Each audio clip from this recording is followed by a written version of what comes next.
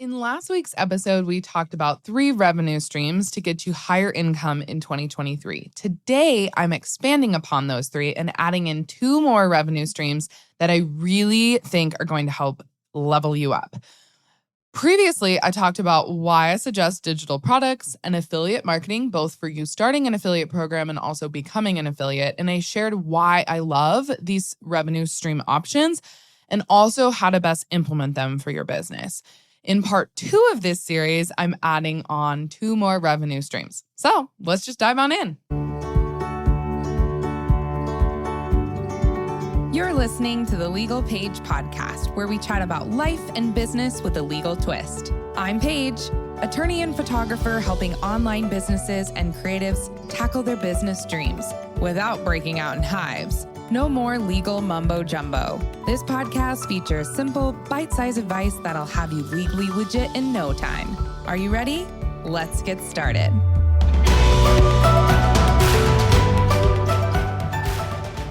As a reminder, before we get into this episode, I am legally obligated to give my disclaimer. I am an attorney, but I am not your attorney. All legal information I talk about in this episode is intended for the masses and a large variety of different businesses. Please seek out another attorney in your city and home state if you need specific legal advice related to your unique business. Okay, let's get back to it.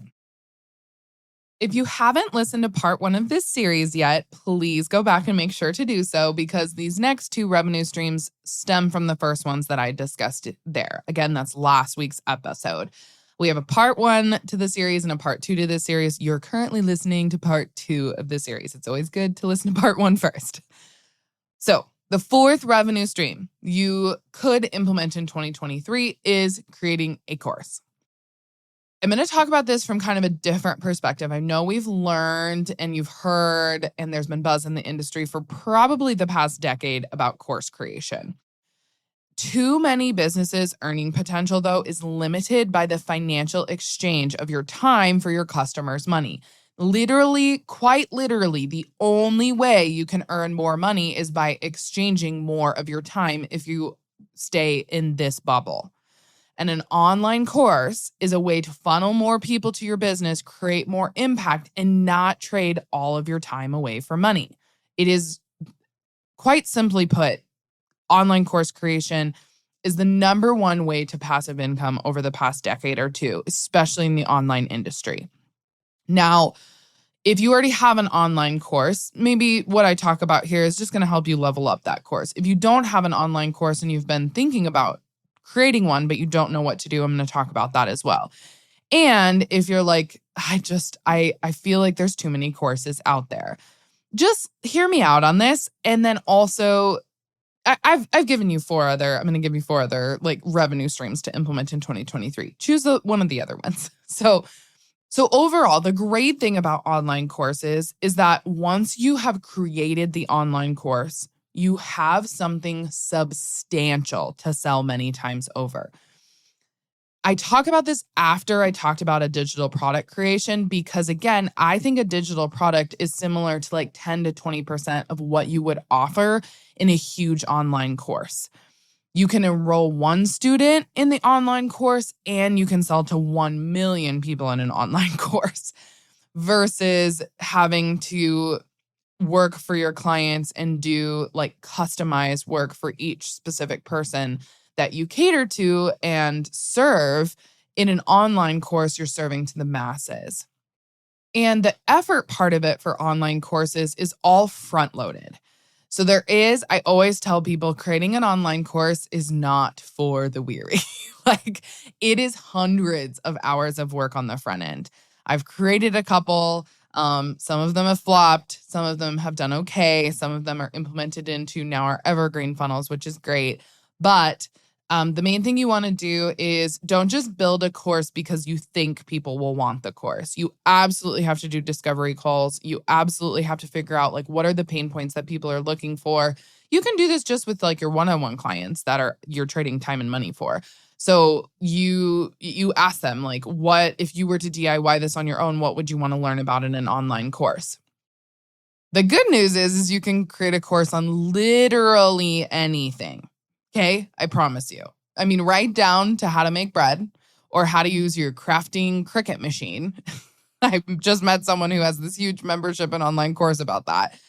If you want to learn, there are hundreds of thousands of courses on it probably. And then don't let that scare you. Just because there are already courses out there doesn't mean people don't want to buy from you. What is your USP, unique selling proposition? People want to learn from you. Maybe they don't want to learn from these other people. You can and should create a course on it if you are an expert in it. You're going to have a different twist and a different way you approach education. Don't be afraid of competition. It's a community. Online courses are there for everyone. Here are some examples of some course ideas that I came up with. Of course, the easiest thing for you to teach is how to create X business. If you're a DJ, how to create your own DJ business, how to create your own planning business. Usually those are kind of oversaturated in the industry, so try to niche down even more. As a DJ, maybe it's how to create the perfect playlist, how to walk your clients through the ultimate communication and client experience prior to their wedding, how to wow them with the best MC experience. Like, think even more strategic and even more small. I think micro courses and mini courses are selling better nowadays than lengthy courses that are like 8 hours long because people don't have time for those anymore. That was the thing of the past where these like 8-10-hour courses that could be sold for thousands of dollars actually made money. I think having small courses in a lot of them is honestly probably what's going to happen in 2023. So think smaller, think more strategically. If you're an educator or a coach, you could look at like what your clients are currently struggling with and create a course on that topic. We don't have to go crazy here and think outside of the box. Just look at your current clients and how you're serving them, the questions they're asking you, and work from there. Little mini courses on each of those topics. It's not always about reinventing the wheel when it comes to creating your course, but how you can continually serve your niche and your customer base and your audience and dive even deeper. For photographers, a lot of them who have very specific editing styles create mini crash courses on how to edit photos. Of course, you could do that in conjunction with like a Lightroom editing preset or even a Lightroom mobile app preset. And then you've got digital products and you have a mini course to upsell to them. It's genius. I know photographers do this all the time. Just because they do it doesn't mean you can't either. But I've seen also like really interesting things come from bookkeepers. They have mini courses on organizing your finances. They have mini courses on how to DIY QuickBooks. They have mini courses on moving from an LLC to registering as an S Corp. There are a lot of things that you can do. Again, just section them out into various areas of ways you can teach. Your course could be 10 minutes per module, 5 to 10 modules, boom. You can literally sell people on the marketing proposition that they can learn in less than an hour how to do X, and they will become an expert by the end of the course. The possibilities are endless on what you could create in the length of your course. I suggest keeping it short and sweet. But if you are going to create an online course and this type of revenue stream, you know what I'm going to say here? You need to protect that freaking online course that you just took 100 plus hours to create in like your blood, sweat, and tears. I started out back in the day with Amy Porterfield's like Digital Course Academy, I think is what it's called. There's some OGs in the online space that teach you how to create courses. I think Amy Porterfield is the number one person, but she never beat around the bush about how much time and effort it was going to take just to like do your discovery calls, figure out what you're going to create, and then actually record it. I feel like everyone got to the stage of outlining their course, but then recording it for some reason was such a pain point. Recording, editing, and exporting it. That's like my favorite part of course creation, but I know it's a pain point for many people. So just remember, like, that is something you have to be prepared for. Take like a month of time, like block out a whole month just to like build your course. But when you spend a month of that time, people are so dead set on just selling it and making money. I probably get at least 1 to 2 inquiries a month about they built an online course, someone stole something from them, or someone used something from them inappropriately, or there's some infringement happening, or they can't figure out these recurring payments. Somebody has stopped payment. What do?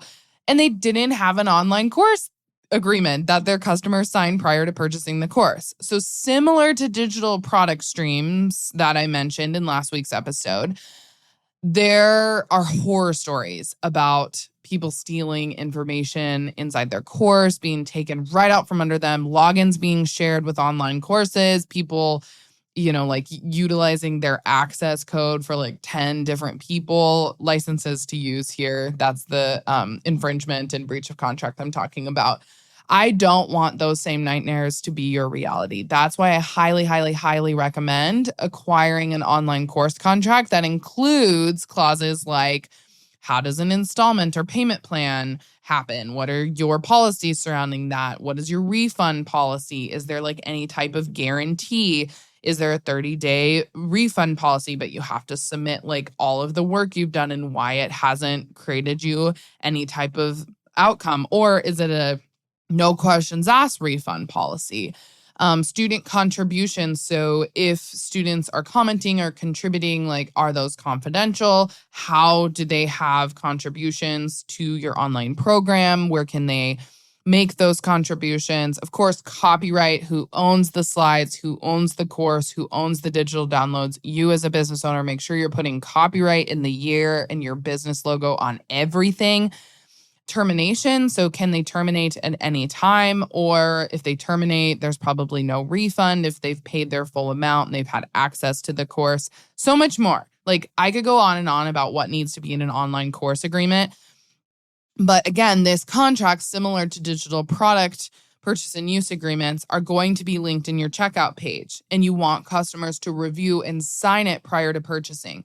I will say here that digital product purchase and use agreements are shorter than online course agreements. So online course agreements are best suited when you have a box with the agreement and then voluntarily type in, I agree. It's like a really good idea. I know Kajabi as a platform, an online course platform, allows you to do this easily when you are making on the back end your checkout page. I'm not so sure about other online course platforms, but I like Teachable or anything along those lines. But I venture they have something similar for you to do on the back end. If you can have a box where the agreement is actually in there at the checkout page, especially for an online course, that is better than just linking the online course and having people have to open it in a new tab. I'm not saying you can't do that. It's just not best practice. So if anything, just make sure you're linking your online course and putting it in a new tab page. But as a lawyer, I'm going to tell you, actually having the contract that they can like scroll through in a box and then type in, I agree, is like the best voluntarily legal way for them to sign your online course agreement, quote unquote. And now, the final revenue stream you can implement in 2023 is a subscription and membership program. I can't even believe I'm talking about this because I am actually probably creating one in 2023. I'm just going to put that out into the world. I was someone who was like kind of anti-subscription membership program until I've been in all these masterminds and I've been talking with like high-level entrepreneurs, and they're all saying, hello, recurring payments and predictable revenue. Don't you like money and flexibility for scalable growth? I'm like, yeah, I do. And they're like, why do you not have a subscription or a membership program? So I'm going to teach you about these here. And along the way, maybe I'll talk about in other episodes why I have implemented this in my own business for 2023. So if I'm doing it and people are telling me to do it and high-level businesses are already doing it, then you should probably think about it too. If your goal is to build recurring revenue by building and serving a community on an ongoing basis, and you're okay with doing it on an ongoing basis, but kind of like limiting your time serving customers. So if you want to like scale, it's like one-on-one, you're still trading some time for money, but the recurring payments are constantly coming in at a scalable rate. A membership is the perfect revenue stream for you to sell. Think about it.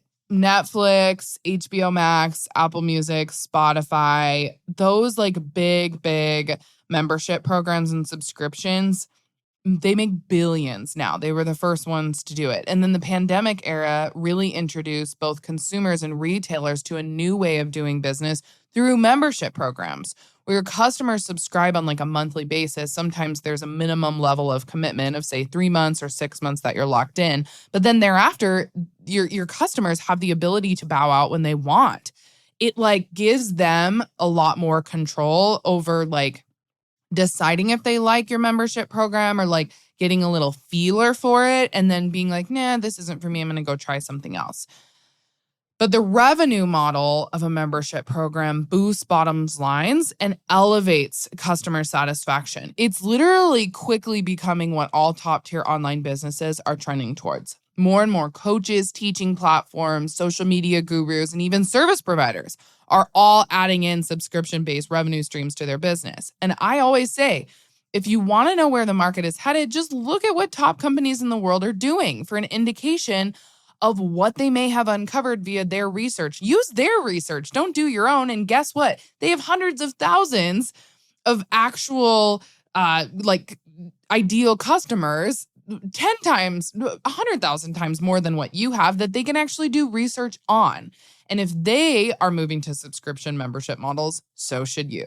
Gone are the days when you can just kind of like put an online course out there and not interact with your audience. I know I just talked about online courses, but now online courses are a bit different. You can't just like put it out there and expect them to be okay with it.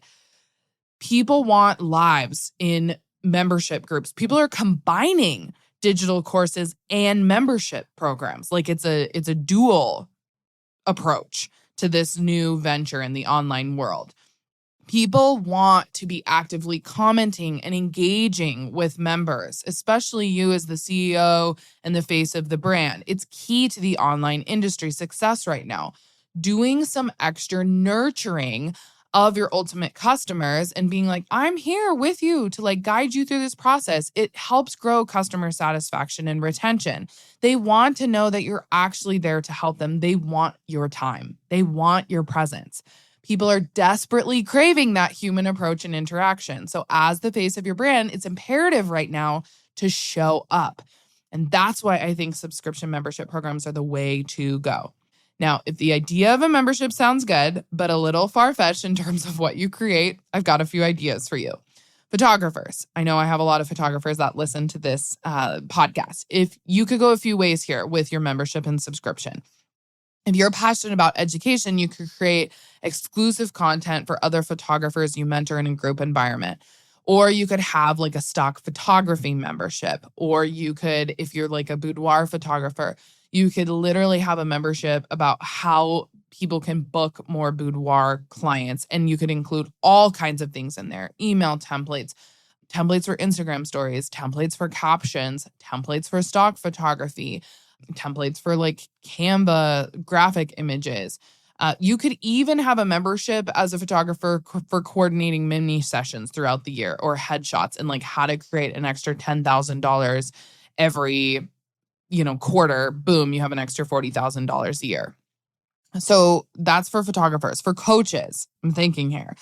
I know it may seem like there are a lot of memberships and subscriptions out there for coaches. So different subscriptions you could start is, say, like a paid private podcast membership where it's really, really low cost offer, like $4.99 or something, where you dive deeper into niche topics and deliver advice and strategies that you don't give anywhere else. You see, like on Instagram this morning, I saw pop up, like, do you want to start a membership program? Like subscriptions have now been added. Subscribe here. Like Instagram is even seeing that memberships are the way to go. Of course, your churn rate is something you need to look at. I'm not going to go into a deep dive here into membership programs, but you want a program where it's a low churn rate, but you're always going to have a churn rate, which means people are always going to leave your membership. That's like a given with these programs. But the ability for people to pay a low ticket offer, I didn't really talk about money here, but how you implement this is you want an easy barrier to entry.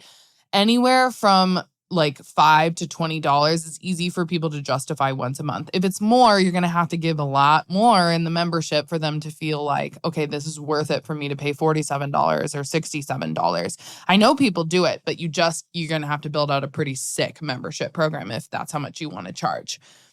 Again, that was for coaches. Wedding planners, you could create like a subscription for the DIY bride or even a maid of honor subscription or brides that could say, purchase your membership program, and it would walk them through everything they need to do with their wedding party. And it's like a 20-minute, like crash course that's in the membership, but then they can ask you questions.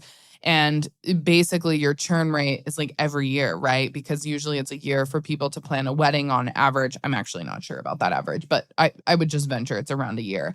And so your churn rate would be like every 12 months, they would probably leave the membership because they're done planning their wedding, but then you would just acquire another, subscribee.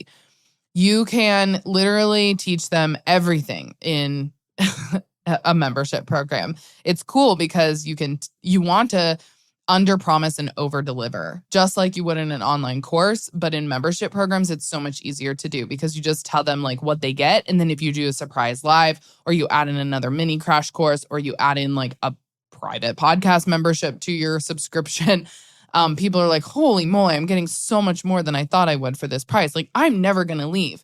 And the cool thing about subscriptions and memberships is you can do like a grandfather, grandmother rate into the membership. So like, beta testing the membership, and you can get in for $19 a month. Say, I know Flowdesk did this. Flowdesk had a great way to do their subscription membership for they have a SaaS program, but like Flowdesk is an email marketing platform. And for their like founding subscribees or founding members, it was like $19 a month. And then they ran this campaign for over 6 months, I think. Maybe even 12 months. I don't know. I need to ask Martha and Rebecca. I know the founders, but it was genius because they ran a really long marketing campaign for like founding Flowdesk members. And then they really did say like it was going to bump up to $39 a month. And they got so many people to subscribe. And now you don't want to leave, because if you leave, you'll never get that $19 a month in again. So that like founding member rate is a really good way to get people to not churn over in your membership. Okay, I digress. I could go on and on about memberships. Like I said, I'm pretty sure I'm building one out for 2023 as well. So if that says anything, that's why I left this revenue stream as the last one of this 2-part series, because I'm really into it. I'm diving deep into it. I hope to have kind of a follow-up episode for you guys on what my membership program looks like, how it is benefiting TLP and our customers, what I've learned works, what I've learned doesn't work. I'm going to share all the deets with you. But as a lawyer, you guys know, I want to protect your hard work you put into the membership program. I would never put out a membership program without a contract. So it's vital that you cover your business when you have participants first sign up for your subscription type service. It's also this like legality thing you can't miss, because there's more issues with subscription memberships because it's not a one-time payment type of situation. It's usually recurring payments. So I suggest having a subscription contract that covers member fees, like the first month or the first 3 months is due upon purchase, and then really, really explain your termination and cancellation procedures for future months. Do they require a 7-day notice? Do they require a 30-day notice and they still have to pay the next month? Usually that is the case. It also creates less churn. And then, of course, if people are canceling, we've all seen this with our membership programs. They're like, wait, don't leave. Like, you can stay in for $9 a month, and you're resisting that churn rate.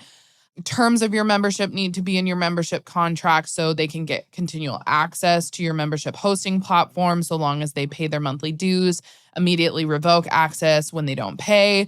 That you don't guarantee automatic results. That, of course, like the guarantee is placed upon the purchaser. That you're just an educator here. Of course, disclaimers, if you have any type of membership program in like the health and wellness space, it's good to say, you're not a doctor, you don't have an MD unless you do, or you're not a therapist, you're not a lawyer, you're not an accountant. It's good to have those types of disclaimers as well, because sometimes people expect a lot more from you and you don't want that. So, of course, you can find a subscription membership contract at thelegalpage.com. I will always, always, always link all of these contracts in show notes for you as well.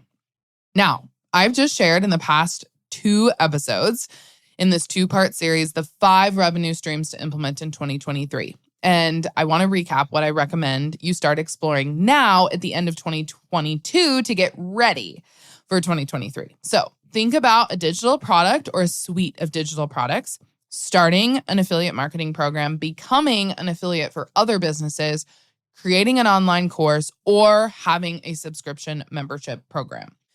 Those are the 5 revenue streams I believe are going to help you scale your business in 2023, create massive or at least more passive income for you, and once executed, allow you to have less face-to-face client time, which can hopefully free up your calendar more in 2023, allow you to take vacations, allow you to go take that cycle class, allow you to just walk around your neighborhood for fun without feeling like you have to be sitting in front of a computer serving your clients 24/7.